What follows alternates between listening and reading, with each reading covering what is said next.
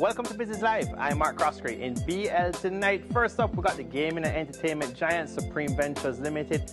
Trading in their shares continues. An advisory that a related entity purchased just over 920,000 shares in SVL between March 7th and 11th, 2022.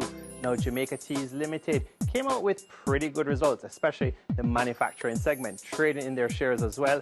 A director of Jam Tea selling 26,650 shares in total. Now, Limners and Bards Limited, better known as the Lab in the marketplace, delay notice here of their annual report. The Lab states this is for the year ended October 31st of last year. The Lab advises that the submission of its annual report is going to be further delayed. Now, the company anticipates that it will be submitted to the Jamaica Stock Exchange, the JSE, on or before April 8th of this year. The big news today, EduFocal Limited, they also have EduFocal Business listed this morning today on the Jamaica Stock Exchange. The listing ceremony, highly successful, 9 a.m. this morning, and boom, the stock got traded as expected, going up there to the circuit breaker, up a bunch of percent. JFP Limited also went to the market, this week. We covered that as well. So we got two this week hitting the market. So EduFocal now traded. You can get the shares on the secondary market on the JSE. Ordinary shares now listed, highly successful. Lead broker there, Mayberry Investments.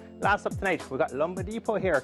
Flat third quarter, a bit of a surprise, pitching in here or throwing in here a little bit of a clinker or surprise, a clunker into the market by Lumber Depot. Stock price down heavily today in markets as expected. So not what the market expected here for the third quarter by Lumber Depot, with flat earnings per share year over year coming in at 5 cents year over year. Now the net profit for the third quarter, still solid on an absolute basis, 35.7 million Jamaican. The revenue did grow though, a much better or positive sign.